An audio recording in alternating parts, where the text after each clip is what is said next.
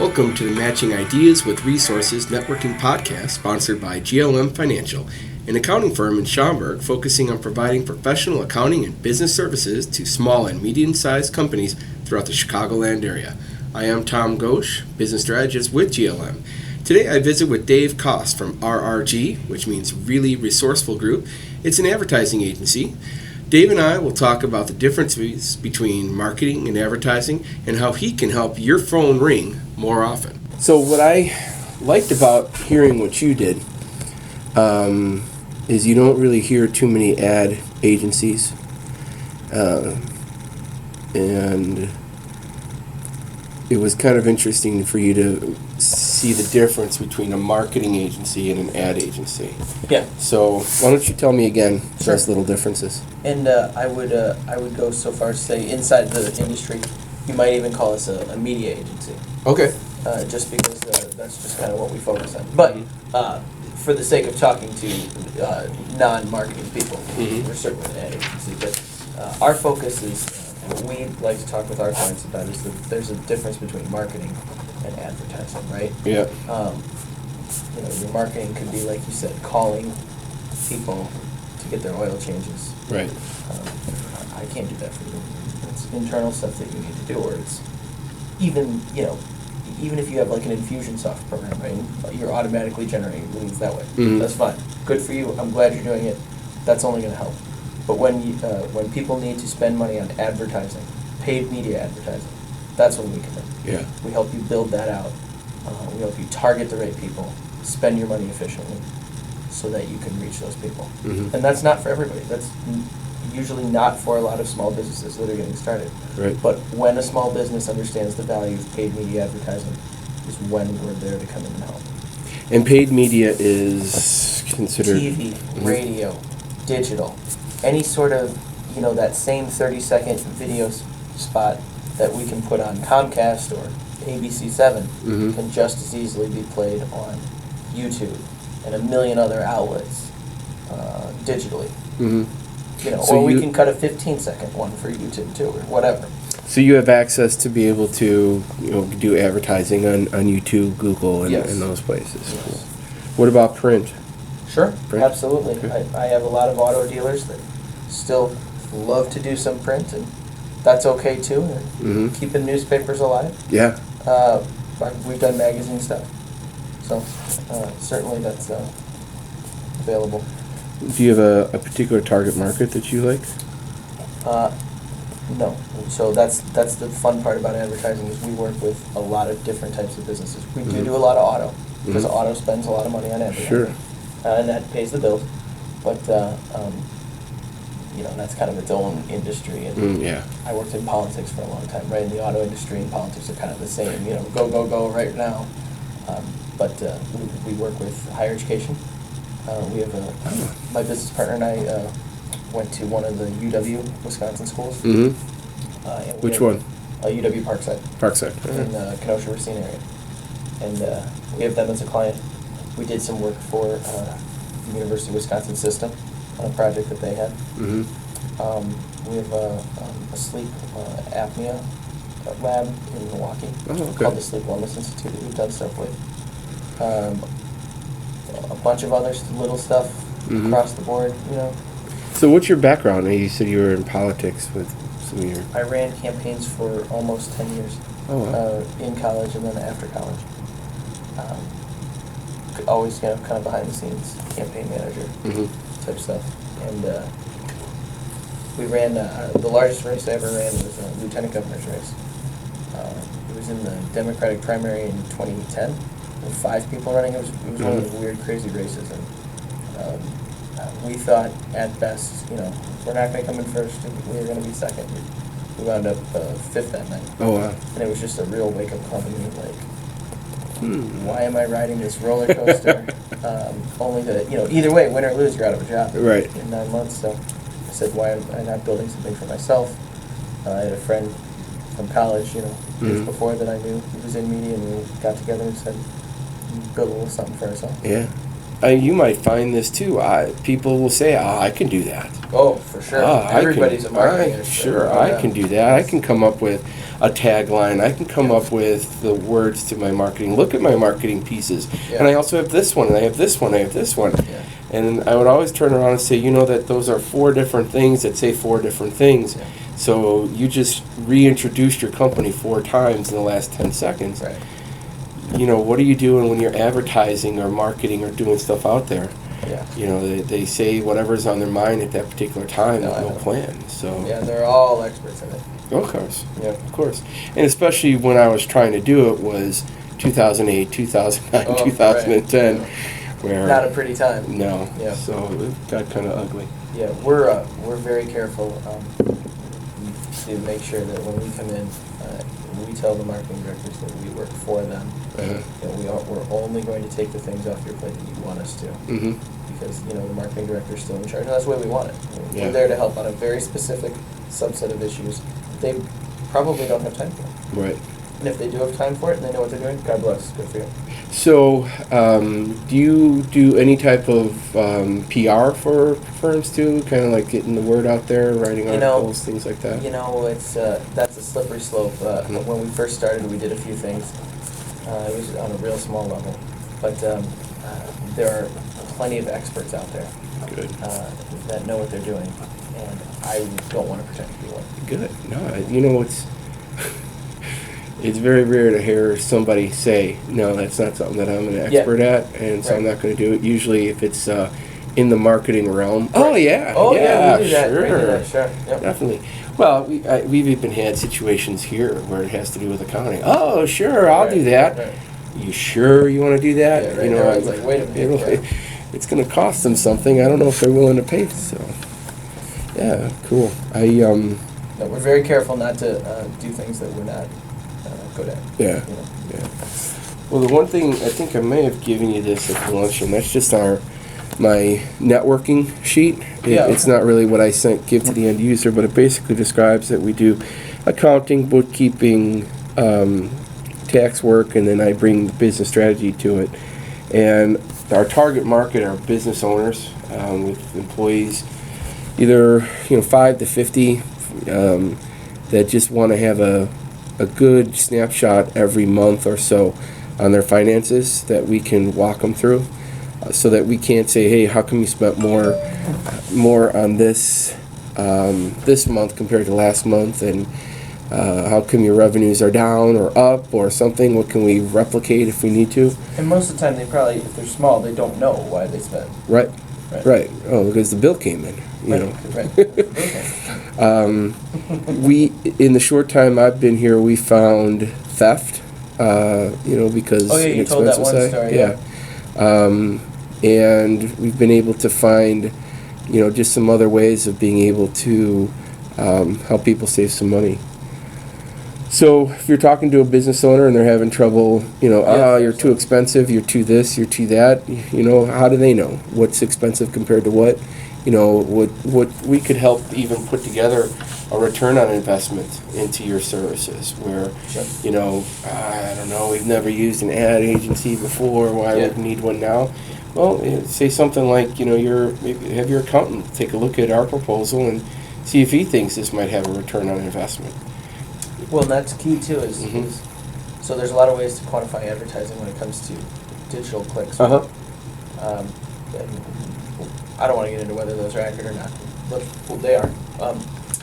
But when you do pay money for TV, it is a little harder to quantify it for radio. Mm-hmm. Yeah, I heard your ad. Well, that's nice, but so there is that kind of give and take of where do you quantify the ROI and where does all that come from. So that's I like your thought process there. Do you provide some training for them to kind of quantify it?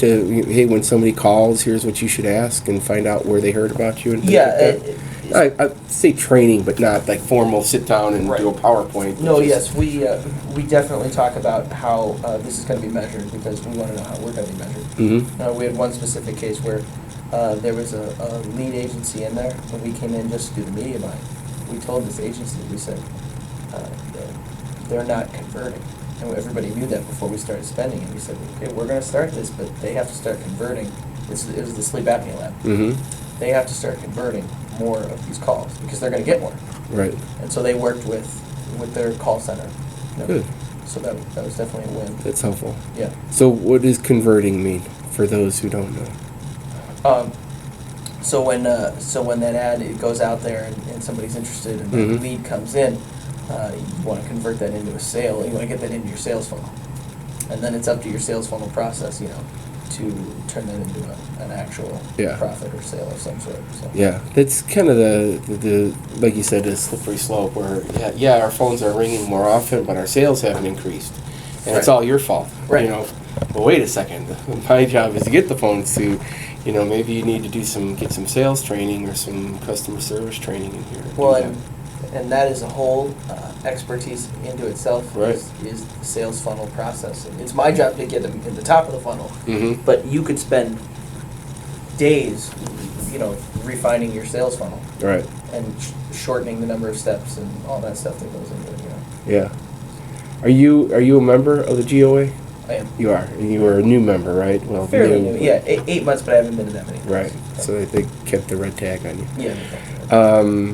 There's a guy, Randy from Sandler Sales, who you may want to have a conversation with when that comes up. I'll probably email you his contact information. Yeah. And then he's got a salesman. I think his name is Adam, who probably goes to more things. But if you go to something like an after hours or something this week, they usually go to the after hours. I think there's one on Thursday.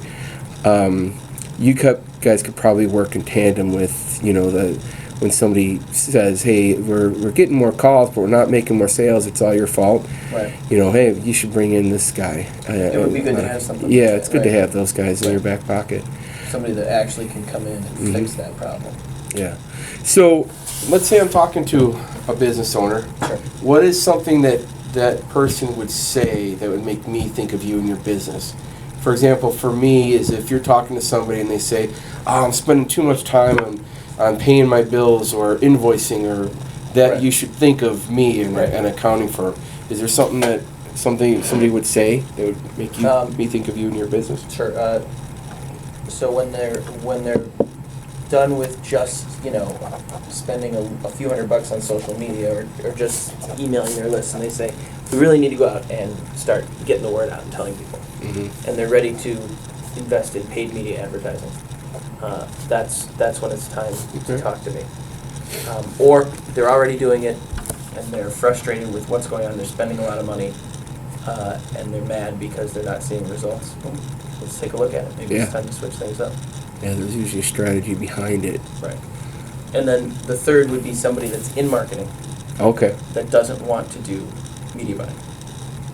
And there's a lot of people out there like that. Yeah, you got to deal with radio stations and all that nonsense. And, it is nonsense too. And they're relentless too. Oh, I know. Yeah.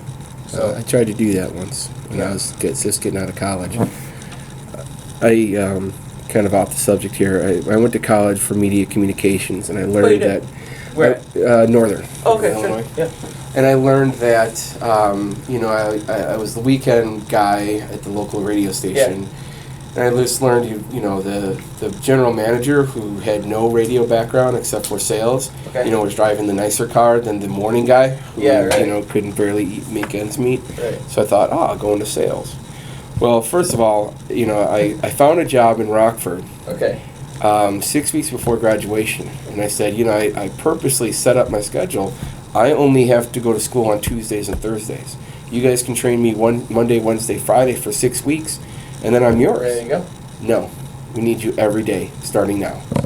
Right. I'm like, well, I'm not going to quit school 6 weeks before out graduation. Yeah. Right. So for some radio job in Rockford, right. But no thanks. Right. So it's interesting because that's probably the best thing that ever happened. I just never went back into the radio thing, just always into sales. But it's just, this is our way and this is how we do it, and and radio's going to have an even tougher time because there's certain elements of radio that are great, never going to go away. Talk and community and everything that relates to that. Right. But some of the music stuff, they've got to really think about where they're at. Right. And they're still going to be a presence, but as people do switch over to Pandora and things like that. Yeah. Well, I was just listening to the TuneIn radio app to listen, because it's easier than having a clock radio that may or may not work in the middle of an office building. Right. And it's with like the TuneIn it's a little bit easier because we can identify, what zip code you registered in, things like that, to tailor something. Ah, that's pretty neat. Yeah, and it gets even more specific when you look at like Pandora, or even like a Hulu. Like, you don't have to advertise to all of Chicago. Right. You can advertise to the 4 zip codes around you, or whatever. It might be. Okay, so as I'm listening to Pandora, yeah, you know what? I now can that get even think more about it- specific than that. I can get age range, all that stuff. Obviously, male, female, times a day, what zip codes. I can pick certain types of music. Wow. If I'm advertising for Broadway in Chicago, well, I'm going to advertise on show tunes Right. stations. I'm not going to advertise on heavy metal or whatever. Sure. There's all kinds of stuff like that too. That's pretty wild. Yeah, it can get very specific. Well, this is probably a pretty good revolution because I'll tell you, I actually get tired of hearing the same commercials over and over again. Yeah. It just seems like Right. there's not a lot of people or businesses going to that. Mhm. So I keep hearing the same ones, and then a lot of like the non-profits ones. Yes. Yes. They kind of throw in there because they've Right. got 7 minutes to kill on the Yeah. score or something, and they didn't sell it. Right, exactly. And the terrestrial radio for the score doesn't have any problem because they're filling up their 3 minutes with auto and Sure. everything like that. But yeah, then they throw in some nonprofits on the Man tune. stuff. Yeah, exactly. Well, I mean, it's kind of interesting what you do. It's kind of interesting, and so I hope Well, you'll keep it's- networking. Absolutely, thank you. And it's really changing too. What goes on and how everything's being disseminated. Yeah. I'll give you one of these. This is just a kind of a little sales sheet that tries to explain a little bit about what we might do. Cool. So we're talking about the television side, cable and dish, Hulu, and so Hulu has commercials, and when they do a series, they put out one show at a time, like a network broadcast, while the other ones, like Netflix, if they're going to put something out, they're going to put it out all at once. Right, there a so difference? Hulu is more like TV in that your new show, your Brooklyn Nine-Nine episode comes out weekly. Okay. Like 12 hours after it airs on TV, or overnight, then it's there in the morning. Okay. So then you got print, the newspaper, magazine, direct mail, brochures, flyers. You're probably making sure that everything is consistent. All the messages are consistent. Absolutely, right. That's one thing, especially with the larger the buy, the more time we're going to spend making sure that the quality is good and that the message is consistent across everything. And then, so here's where I think I know everything and I don't. There's digital, which is separate from social media. So digital is the YouTube, the Google, Pinterest, specific email marketing. Correct. And then social media is the LinkedIn, Facebook, Twitter. And that's on there to show you the entirety of the advertising world. But I am not a social media expert. Right. I am not a content creator. That's part of, and you've heard of inbound marketing. Sure. And that's an inbound marketing expert's job is to create those type of things. Cool. So then there's radio, which is radio, AM and FM, and then Pandora, Sports Talk, Sirius. So Sports Talk is a separate kind of thought process? It was just for the purpose of this, but I can see that. And I'm a big score listener and things like that, so we just kind of put that in there like that. But it all kind of folds into AM radio. And then the other is outdoor, guerrilla marketing, sandwich board, all that other stuff. Yeah, I sometimes forget about how much you see a billboard or something like that. Oh, right there. We do a fair amount of outdoor. It's a popular thing, and with more digital billboards, Mm-hmm. you can really focus on time of day and stuff like that. So, for example, this is a kind of a proposal we did for a restaurant company that owns Qdoba's Oh, okay. in the state of Wisconsin, and they wanted certain times of day because they had something coming out, and so we kind of put together a proposal based on some of their needs. That kind of gives you a 30,000-foot view of what's out there.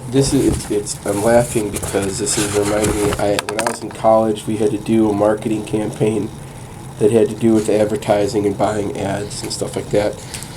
So this was 1992, 93. You know, you had your choice of TV, radio, and print. Right. Yep. And, you know, call me old-fashioned, whatever, we still feel that those are important. Sure. You know, and I think it's just finding the right mix is what's key. So any good advertising campaign is going to have a mix of all that stuff. That's cool. I like how you did the periodic table of advertising elements. Yeah, it's hard to explain to people, you know, what exactly that whole media landscape is. So that's just kind of how we broke it down for them. It really does make a difference. Thank you for coming here today. Thank you. Thanks for listening to the Matching Ideas with Resources podcast, sponsored by GLM Financial.